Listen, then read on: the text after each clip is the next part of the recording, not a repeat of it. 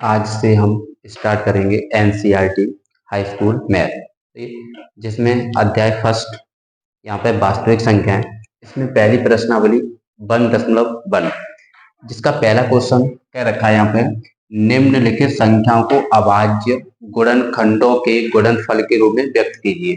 तो यहाँ पे कुछ संख्याएं दे रखी हैं और इन संख्याओं को हमें अभाज्य गुणनखंड के गुणनफल के रूप में क्या करना है, व्यक्त करना है। तो सबसे पहले जो भी यहाँ पे संख्या दे रखी है इसके हम गुणनखंड करेंगे और उन्हें हमें गुणा के रूप में व्यक्त करना है। तो सबसे पहले जो भी संख्या दे रखी है इनके हम गुणनखंड करेंगे और फिर उन्हें हम गुणा के रूप में क्या करेंगे, व्यक्त करेंगे। तो जैसे पहला प्रश्न है, पहले प्रश्न में उसने क्या कह रखा है यहाँ पे 140। तो यहाँ पे तो हमें क्या करना है, 140 के अभाज्य गुणनखंड के गुणनफल के रूप में व्यक्त करना है। तो सबसे पहले हम 140 के क्या करेंगे, यहाँ पे गुणनखंड करेंगे। तो 140 के गुणनखंड क्या होंगे यहाँ पे, तो आप लोग सबसे पहले 140 के गुणनखंड कीजिए। तो सबसे पहले इसमें हम 2 का भाग देंगे 70 बार, फिर से हम 2 का भाग देंगे यहाँ पे, तो कितनी बार जाएगा, 33 बार। फिर से हम इसमें कितने का भाग देंगे, 5 का, तो ये हो जाएगा 7 पंजे 35। फिर हम इसमें कितने का भाग देंगे, 7 का, ये हो जाएगा 7 कम 7। अब यहाँ पे देखो आप लोग, इसने यहाँ पे इसके हमने क्या कर दिए, इसके अभाज्य गुणनखंड कर दिए। अब ये गुणनखंड हुए यहाँ पे, तो अब इन गुणनखंड को गुणनफल के रूप में हमें क्या करना है, व्यक्त करना है। तो भाई इनको गुणा के रूप में व्यक्त कर दो आप लोग। तो यहाँ पे कितना है, 2 गुणा 2 गुणा 5 और गुणा कितना, 7। इसको हम ऐसे भी लिख सकते हैं, 2 कितनी बार आए, 2 बार, तो 2 पे पावर 2 इंटू यहाँ पे कितना 5 और इंटू में यहाँ पे कितना 7। तो यहाँ पे तो इस टाइप को आप लोगों को क्या करना है, जो भी संख्या दे रखी है और इन संख्याओं को हम क्या करेंगे, अभाज्य गुणनखंड के गुणनफल के रूप में क्या करेंगे, व्यक्त करेंगे, जैसे पहले प्रश्न किया है। इसी प्रकार आप लोग दूसरा भी कर सकते हैं। तो यहाँ पे अगर हम दूसरे प्रश्न की बात करें यहाँ पे, सही है, तो दूसरे प्रश्न में उसने क्या कर रखा है यहाँ पे,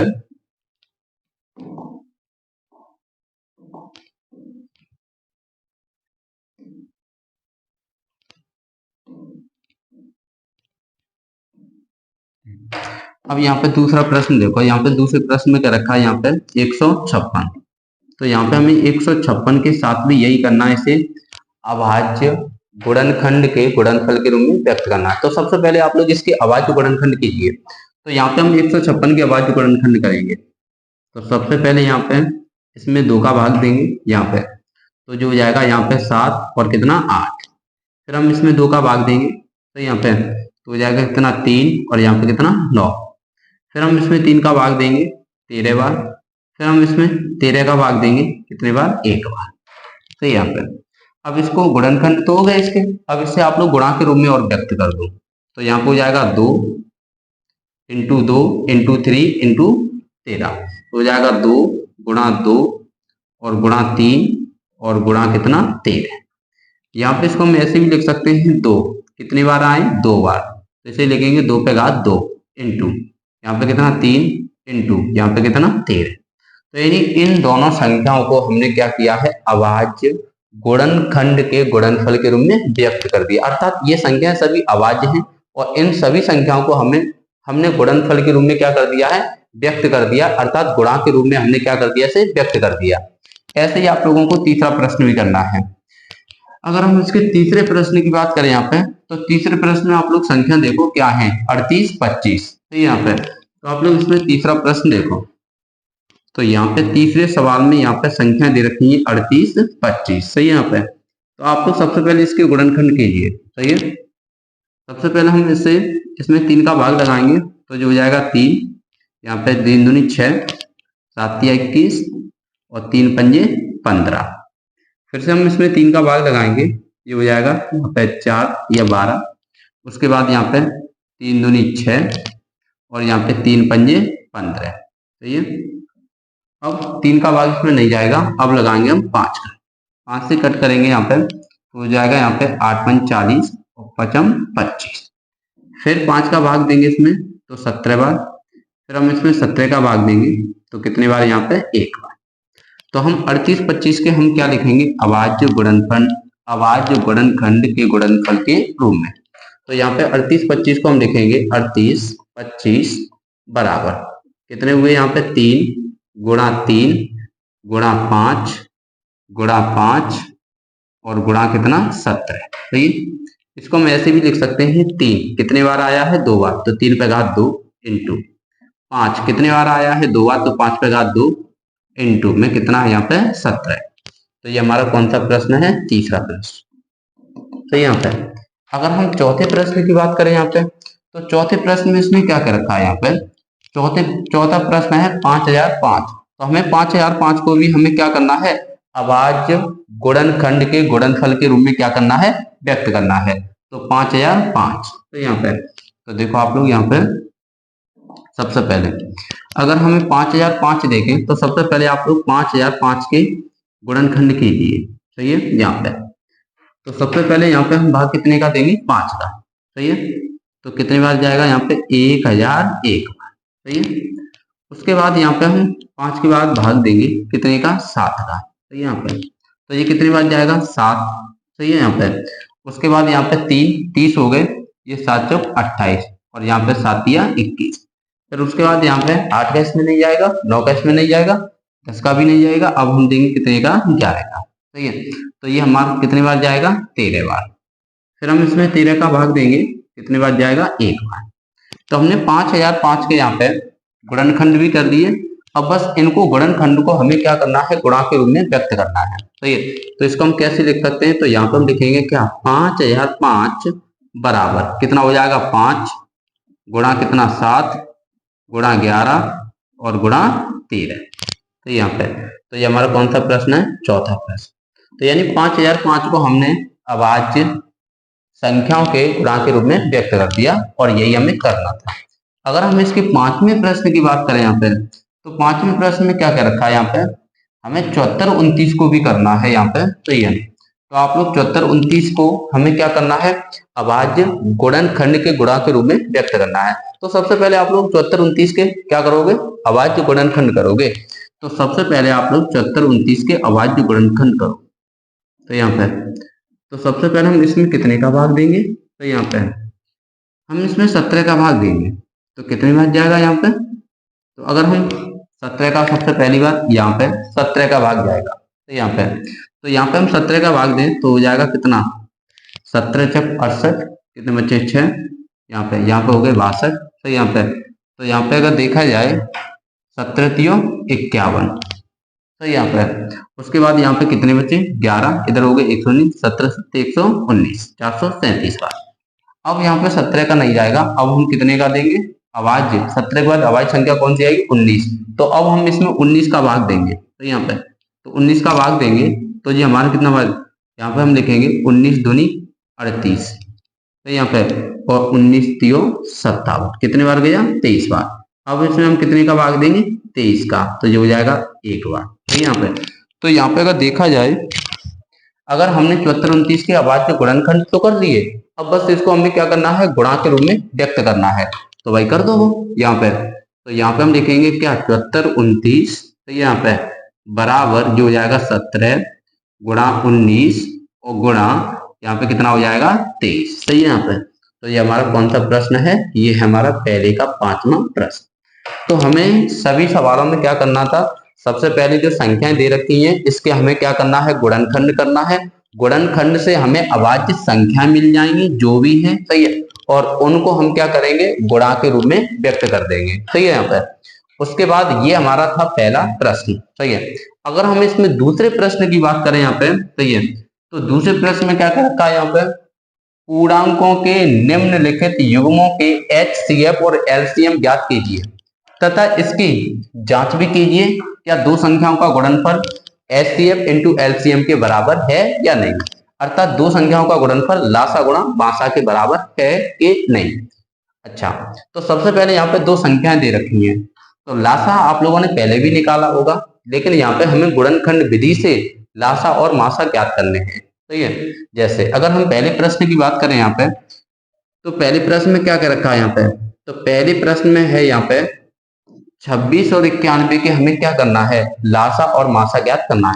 तो सबसे पहले जो भी संख्या दे रखी हूँ, 2 दे रखी हूँ, 3 दे रखी हूँ, 4 दे रखी हूँ, हमें उससे कोई फर्क नहीं पड़ेगा।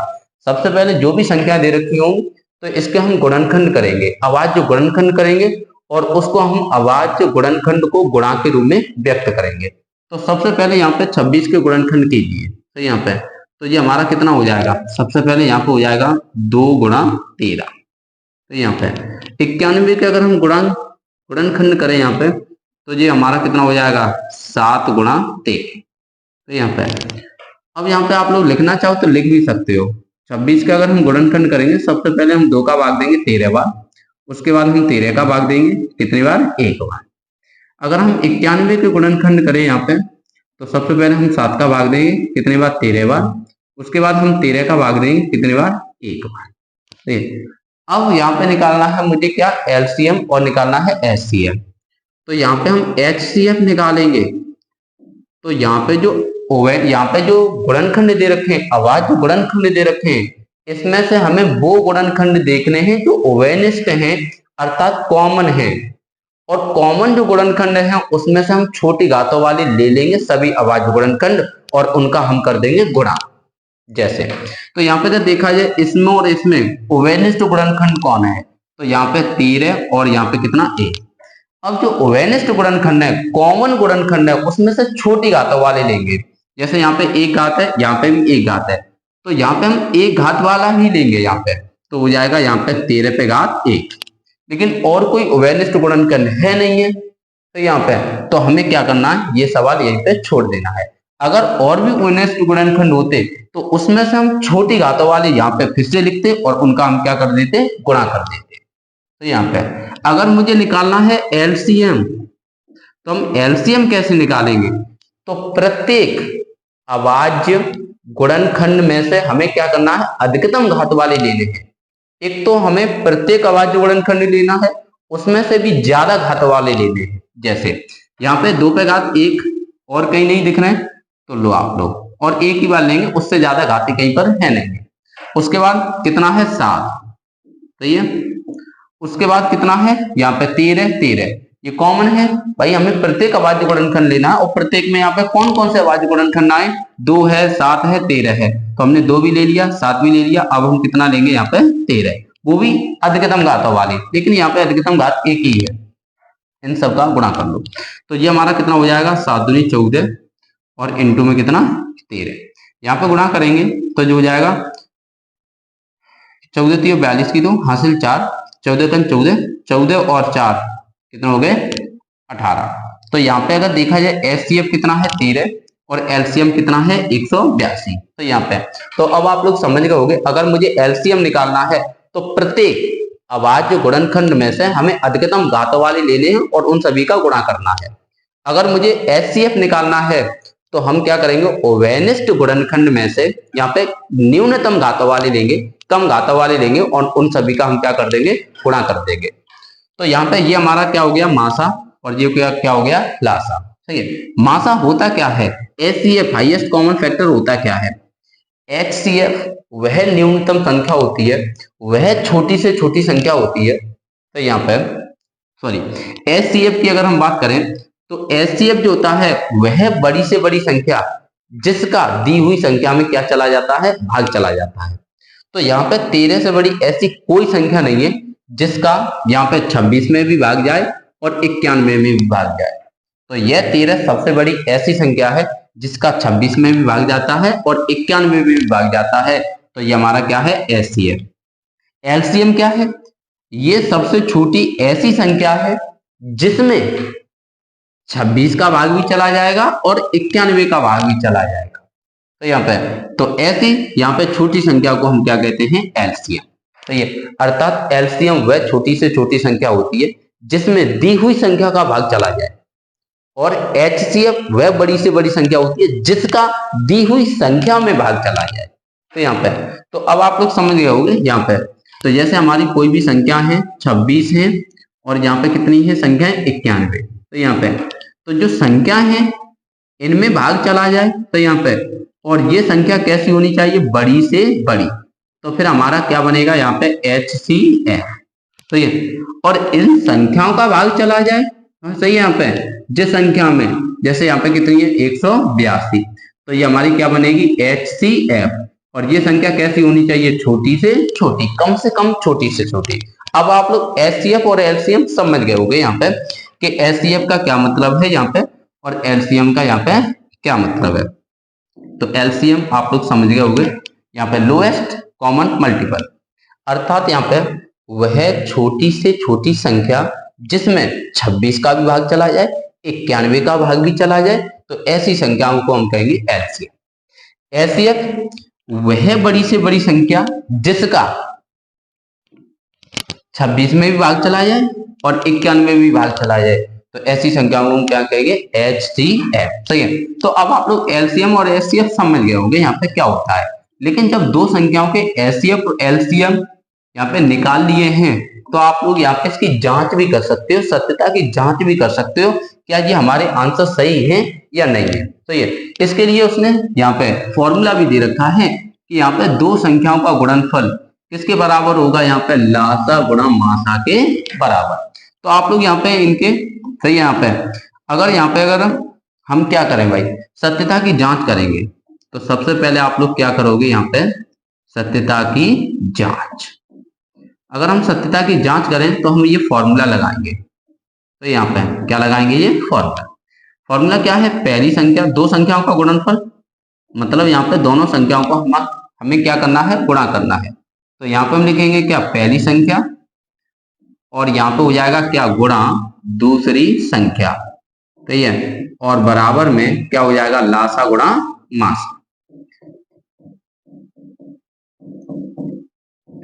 अब हम क्या करेंगे, दोनों पक्षों में हम मान रख देंगे, इधर दोनों संख्याओं का गुणनफल, उधर लासा और मासा का गुणनफल। अगर ये दोनों पक्ष बराबर आ रहे हैं तो ये हमने आंसर निकाले हैं वो बिल्कुल सही है।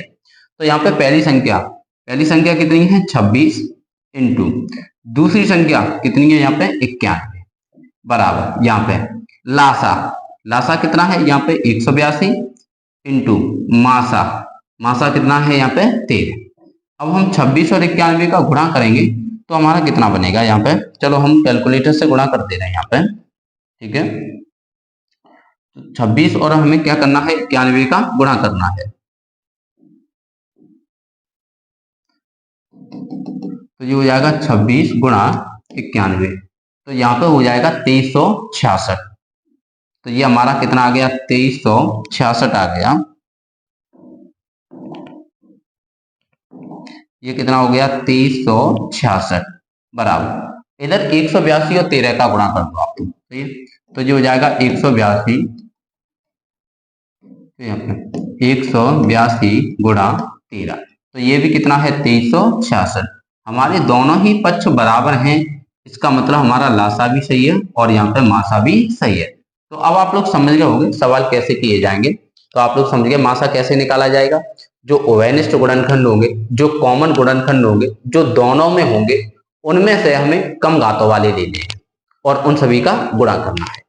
तो यहाँ पे उसके बाद अगर मुझे लासा निकालना हो तो सब गुणनखंड यानी प्रत्येक अभाज्य गुणनखंडों में से हमें बड़ी घातों वाले लेने हैं, जो बड़ी बड़ी घातों वाले होंगे उन सभी का हम क्या कर देंगे, गुणा कर देंगे, और क्या आ जाएगा एलसीएम।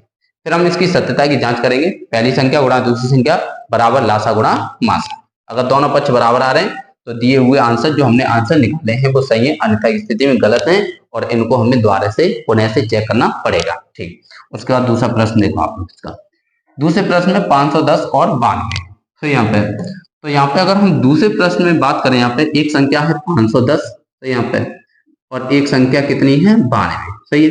तो सबसे पहले यहाँ पे इन संख्याओं को हमें क्या करना है, अभाज्य गुणनखंड के गुणा के रूप में व्यक्त करना है। तो सबसे पहले आप लोग 510 के यहाँ पे गुणनखंड कीजिए, सही है। तो सबसे पहले इसमें हम 2 का भाग देंगे, तो ये हो जाएगा 2, 5 दूनी 10 और यहाँ पे 5 दूनी 10, 2 से 55। अब 2 का इसमें भाग नहीं जाएगा, अब आप लोग 3 का भाग दो यहाँ पे, तो 8 3 24 और यहाँ पे 5 3 15, तो यहाँ पे उसके बाद यहाँ पे उसके बाद अब यहाँ पे 5 का भाग देंगे, तो कितने बार 17 बार, और फिर से यहाँ पे 17 का भाग देंगे कितने बार, यहाँ पे 1 बार।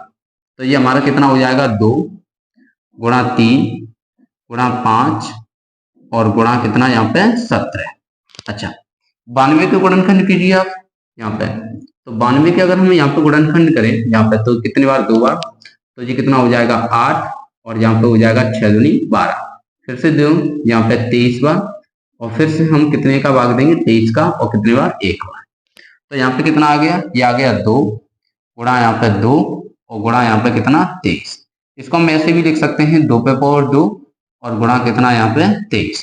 अब मुझे क्या निकालना है, लासा निकालना है। तो यहाँ पे हम निकालेंगे लासा और मासा। तो जो हो जाएगा HCF बराबर, सही है।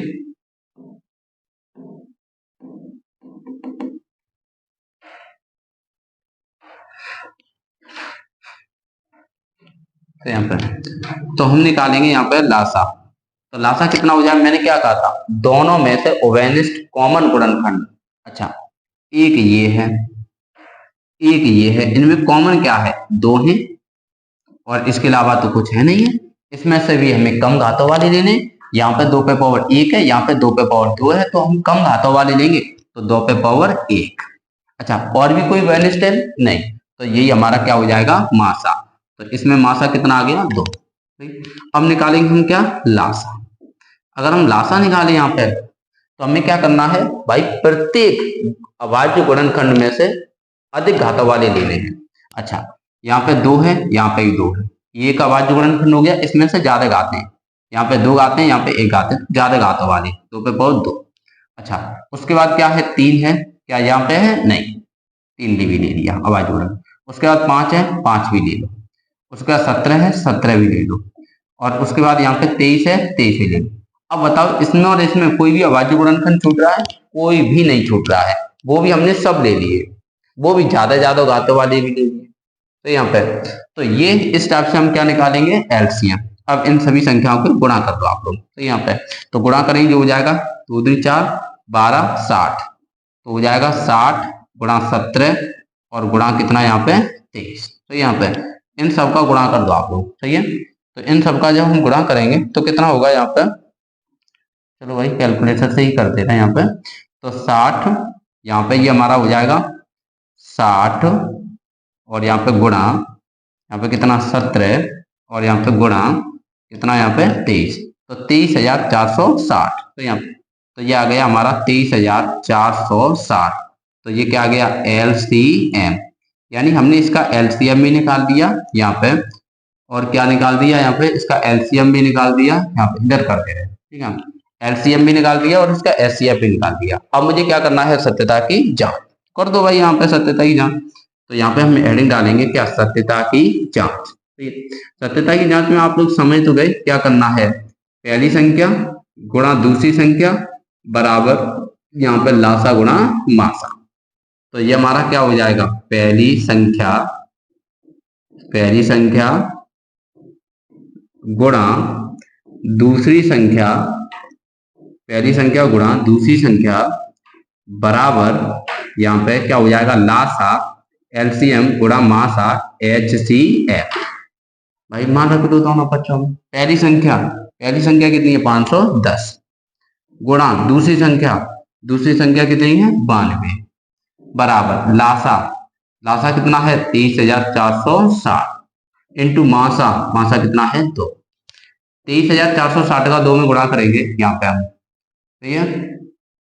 तो ये हमारा कितना हो जाएगा, गुणा 2, यहाँ पे अगर देखा जाए गुणा 2 तो 46,920, सही है। तो यहाँ पे कितना आ गया 46,920।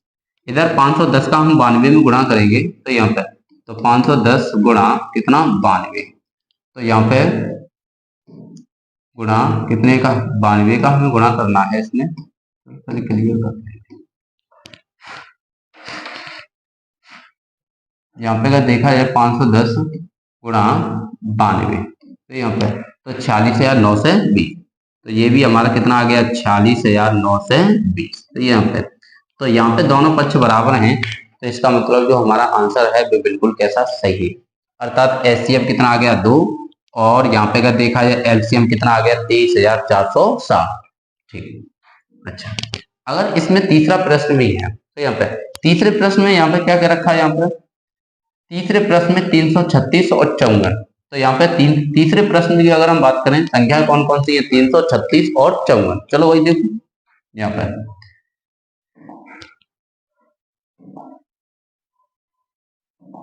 चलो भाई। तो अब हमें जो संख्या मिली है वो कौन कौन सी मिली है, 336 और कितनी है यहाँ पे 54। तो यहाँ पे, तो चलो भाई 336 और 54 को देखो आप लोग।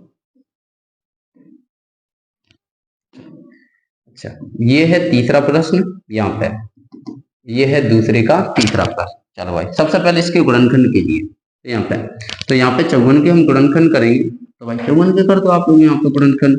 तो सबसे पहले हम इसमें 2 का भाग देंगे, कितने बार, 27 बार। फिर हम इसमें 3 का भाग देंगे, कितनी बार, 9 बार। तो ये, फिर इसमें हम 3 का भाग देंगे, कितनी बार, 3 बार। फिर हम इसमें 3 का भाग देंगे, कितनी बार, 1 बार। तो इसको हम क्या लिखेंगे, 54 को 2 गुणा यहाँ पे 3 गुणा यहाँ पे 3 और गुणा यहाँ पे 3। तो यहाँ पे तो हो जाएगा 2 गुणा 3 पे पावर कितना हो जाएगा, 3। अच्छा, 336 के हम गुणनखंड करेंगे यहाँ पे, तो हमारा कितना हो जाएगा यहाँ पे, तो ये हमारा हो जाएगा 336। सबसे पहले हम इसमें 2 का भाग देंगे। तो यहाँ पे तो कितने बार हो जाएगा, 1 और यहाँ पे 6 दूनी 12 और 8 दूनी 16, 168 बार। फिर हम 2 का भाग देंगे तो कितने बार है, यहाँ पे 8 दूनी 16 और 4 दूनी 8। फिर हम इसमें 2 का भाग देंगे यहाँ पे, तो 4 और 2 42 बार। फिर हम 2 का भाग देंगे कितने बार, 21 बार। सही। फिर हम 3 का भाग देंगे कितने बार, 7 बार। फिर हम यहाँ पे 7 का भाग देंगे कितनी बार, 1 बार। तो यहाँ पे हम इसे लिखेंगे तो क्या लिख सकते हैं, 2 गुणा पे 2 गुणा 2 गुणा 2 गुणा 3 और गुणा यहाँ पे कितना, 7। इसको हम ऐसे भी लिख सकते हैं, 2 पे पावर 1 2 3 4, ठीक है, और गुणा 3 और गुणा कितना, 7। अब मैंने इसको क्या कर दिया, अभाज्य गुणनखंड के गुणा के रूप में व्यक्त कर दिया। अब इसके हम क्या निकालेंगे, HCF और क्या निकालेंगे, LCM। सही है। HCF में मैंने क्या बताया, दोनों में ओवेनिष्ट गुणनखंड होने चाहिए, उसमें भी कम घातों वाली नहीं है। तो यहाँ पे अच्छा कौन कौन है, इसमें भी 2 है, इसमें भी 2 है, इसमें 4 बार है, इसमें 1 बार। तो कम घातों वाले लोग, तो इसमें 1 बार, इसमें 4 बार, तो कम घातों वाली कितनी बार है, 1 बार इंटू। अच्छा, ये भी उभयनिष्ठ गुणनखंड 3, इसमें भी 3 है, इसमें 1 घात है, इसमें 3 घाते हैं। तो हम कौन से लेंगे, कम घातों वाले। हो जाएगा 3 पे पावर 1। तो इसे सॉल्व करेंगे तो हो जाएगा 2 गुणा 3 और 2 का 3 में गुणा करेंगे तो कितना हो जाएगा, 3 दूनी 6। सही है। अच्छा, एलसीएम निकालेंगे तो भाई हमने क्या बताया था, प्रत्येक यहाँ पे अभाज्य गुणनखंड, प्रत्येक का मतलब यहाँ पे 2 है, यहाँ पे भी 2 है। तो इसमें से अधिकतम घातों वाले तो 2 पे पावर 4, यहाँ पे भी 3 है, यहाँ पे भी 3 है, अधिकतम घातों वाले तो 3 पे पावर 3। अच्छा, ये हो गया, 2 हो गया, अब कौन सा बचा, 7।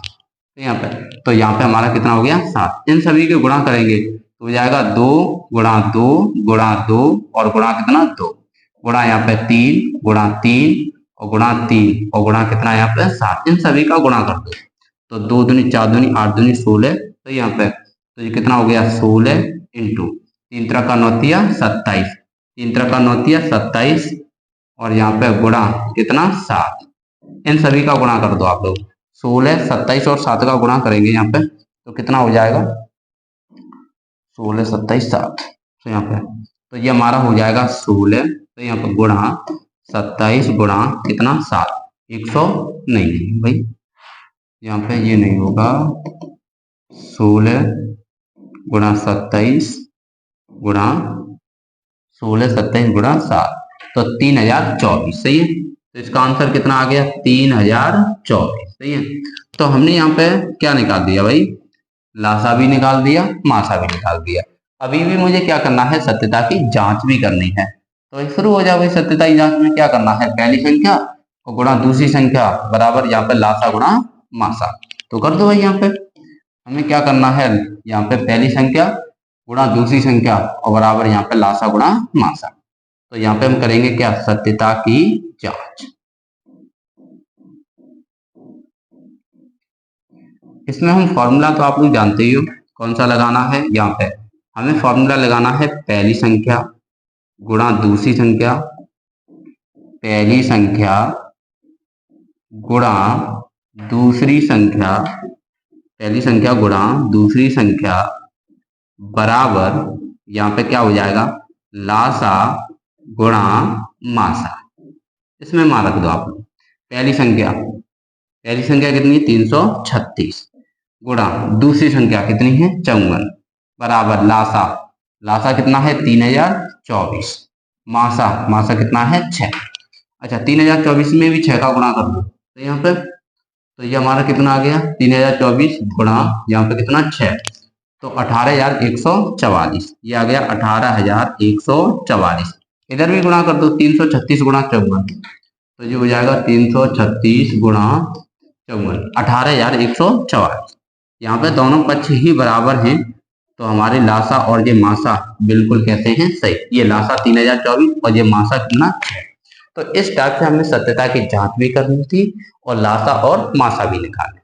ठीक है, अब आप लोग करके देखना, अगर कोई समस्या है तो हम बताते हैं। ठीक है, यहाँ पे चलो भाई अब हम चलते हैं नेक्स्ट प्रश्न पे। तो यहाँ पे अच्छा अगर हम अगले प्रश्न की बात करें यहाँ पे तीसरे प्रश्न में यहाँ पे हम क्या क्या रखा है यहाँ पे, अगर यहाँ पे तीसरे प्रश्न की बात करें यहाँ पे तीसरे प्रश्न में इसने ये कह रखा है अभाज्य गुणनखंड विधि द्वारा निम्नलिखित पूर्णांकों के लासा और मासा। फिर से हमें लासा मासा पूछे यहाँ पे, लेकिन यहाँ पे सत्यता की जांच नहीं करनी आप लोगों को। तो चलो भाई यहाँ पे 3 संख्या दे रखी हैं तो सबसे पहले हम तीनों संख्याओं को अभाज्य गुणनखंड के गुणनफल के रूप में व्यक्त करेंगे। तो यहाँ पे 12 तो 2 गुणा 2 और गुणा यहाँ पे कितना 3। 15 के गुणनखंड करेंगे यहाँ पे तो जो हो जाएगा कितना 3 और गुणा यहाँ पे कितना 5। तो ये 21 के गुणनखंड करेंगे यहाँ पे हो जाएगा 3 गुणा 7। हमें निकालना है एचसीएफ। तो एचसीएफ में हम क्या करते हैं यहाँ पे मैंने आप लोगों को क्या बताया है जो कॉमन होंगे ओवेनिस्ट होंगे सब में कॉमन भाई क्या है 3। यहाँ पे 3 इसके अलावा कोई भी कॉमन नहीं। यहाँ पे सब जगह एक घात एक घात एक घात कम घातों वाले ले लो ओवेनिस्ट गुणनखंड में से कम घातों वाले उठा लेंगे तो 3 पे पावर 1 और तो कोई है नहीं है जो हम उठाएं। तो एचसीएफ कितना हो गया 3 सॉरी एचसीएफ कितना हो गया 3। उसके बाद हमें क्या निकालना है एलसीएम। तो यहाँ पे अगर हम एलसीएम की बात करें यहाँ पे तो एलसीएम में हम क्या करेंगे भाई प्रत्येक अभाज्य गुणनखंड में से हमें कौन सी घातों वाले उठा ली अधिकतम घातें। जैसे यहाँ पे हम आप लोग इसे ये से भी तो लिख सकते हैं 2 पे पावर 2 गुणा यहाँ पे कितना 3। तो यहाँ पे अच्छा अब यहाँ पे क्या कह रखा है उसने यहाँ पे एलसीएम निकालना है तो देखो यहाँ पे 3 3 3 भाई इसमें से एक उठा लो यहाँ पे तो 3 पे पावर 1 1 1 भाई सब जगह से 3 ही उठेगा यहाँ पे। अच्छा 2 पे पावर 2 और तो कहीं है नहीं है तो इसको भी उठा लो यहाँ पे 2 पे पावर 2 गुणा यहाँ पे 3। अच्छा 5 है 5 भी उठाना पड़ेगा 7 भी उठाना पड़ेगा। मतलब कोई भी गुणनखंड छूटना नहीं चाहिए सब आ जाने चाहिए और वो भी बड़ी घातों वाले। तो यहाँ पे इन सब का गुणा कर दो तो ये कितना हो जाएगा 4 गुणा 3 और गुणा कितना 5 और गुणा कितना 7। तो यहाँ पे 4 12 5 60 सही है और गुणा 7 तो 7 42 तो हो जाएगा 420। तो यहाँ पे हमसे पूछा था मासा 3 आ गया। इसका पूछा लासा कितना है 420। ठीक इसका दूसरे प्रश्न में 17 23 29। तो यहाँ पे तो अब हमें क्या करना है यहाँ पे 17 यहाँ पे 29 और यहाँ पे कितना 23। तो यहाँ पे 17 को हम क्या लिख सकते हैं 1 गुणा 17। 29 को हम क्या लिख सकते हैं यहाँ पे 1 गुणा 29। 23 को हम लिख सकते हैं यहाँ पे 1 गुणा 23। तो यहाँ पे चलो ये है तीसरे का दूसरा प्रश्न। यहाँ पे चलो इसमें हमें क्या निकालना है एचसीएफ।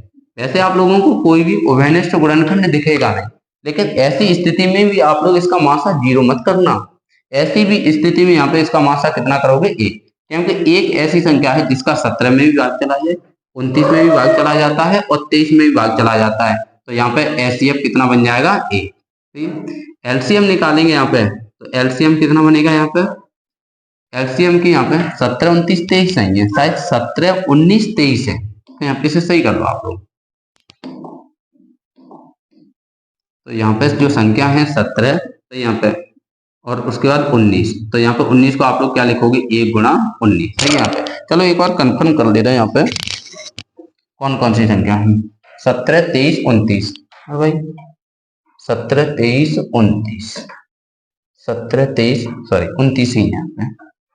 ठीक है सही कर दे रहे हैं यहाँ पे 17, 17 के बाद है 23, तो यहाँ पे 23 को हम क्या लिखेंगे 1 गुणा 23। उसके बाद है 29, 29 को हम क्या लिखेंगे यहाँ पे 1 गुणा 29। तो यहाँ पे अच्छा एचसीएफ निकालेंगे, एचसीएफ तो यहाँ पे कितना हो जाएगा 1। तो यहाँ पे जीरो मत कर देना भाई, यहाँ पे ना तो आप लोगों को कोई दिखे नहीं कॉमन तो आप लोग एचसीएफ जीरो कर देना, ऐसा बिल्कुल मत करना। यहाँ पे एचसीएफ कितना होगा 1। ऐसी स्थिति में अगर कोई भी आप लोगों को ओवेनेस्ट सब में कॉमन ना दिखे तो ऐसी स्थिति में आप लोग एचसीएफ कितना करोगे 1। एलसीएम अगर हम एलसीएम निकालेंगे भाई प्रति गुणनखंड आ जाना चाहिए, 17, 23, 29, 1 सब लिख दो भाई 1, 17 गुणा 23 और गुणा यहाँ पे कितना हो जाएगा 29। सही है, यहाँ पे इन सभी के गुणा कर दो आप लोग यहाँ पे। तो यहाँ पे हम गुणा करेंगे तो कितना हो जाएगा यहाँ पे 17 गुणा 23, तो यहाँ पे तो जो हो जाएगा 17 गुणा 23 गुणा 29 तो 11,339। सही है यहाँ पे, तो ये हमारा हो जाएगा LCM बराबर 11,339। तो यही हमें इसका क्या ज्ञात करना था, लासा और मासा। ठीक, अच्छा इसके बाद देखो यहाँ पे आप लोग,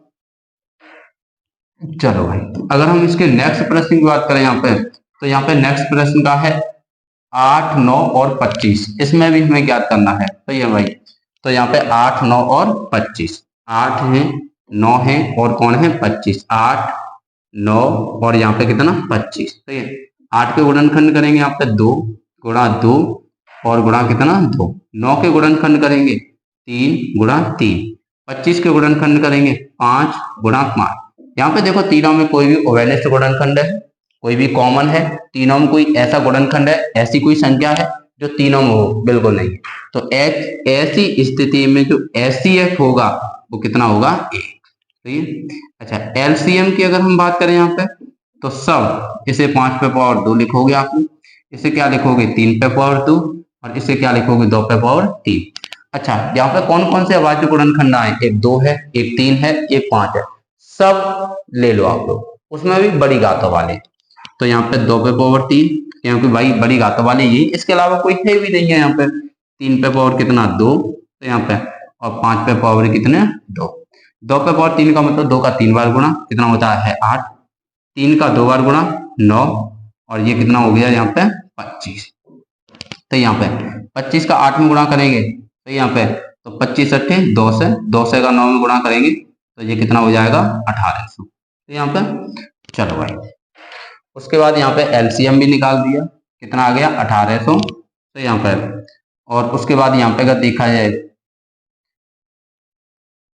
25 अट्ठे 2 से 1800, ठीक।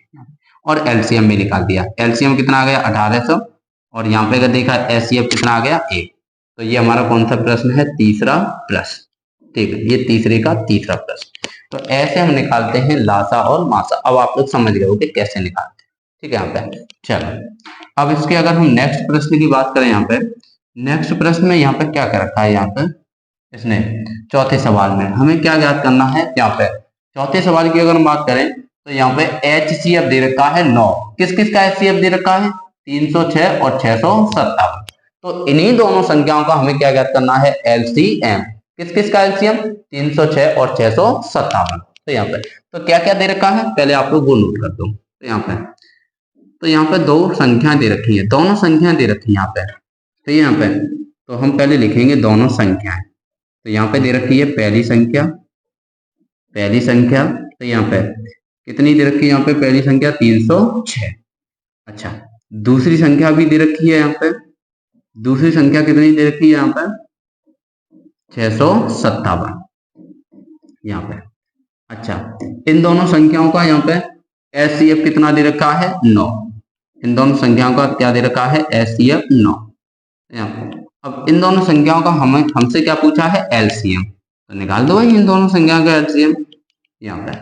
तो चलो भाई यहाँ पे हम जानते हैं, यहाँ पे आप क्या जानते हैं कि इनमें जो संबंध होता है यहाँ पे क्या आप लोग जानते हो, पहली संख्या ये तो आप लोग बहुत बार पढ़ चुके हो, पहली संख्या और यहाँ पे गुणा दूसरी संख्या, और ये पहली संख्या गुणा दूसरी संख्या किसके बराबर होता है यहाँ पे लासा यानी एलसीएम इंटू मासा अर्थात HCF।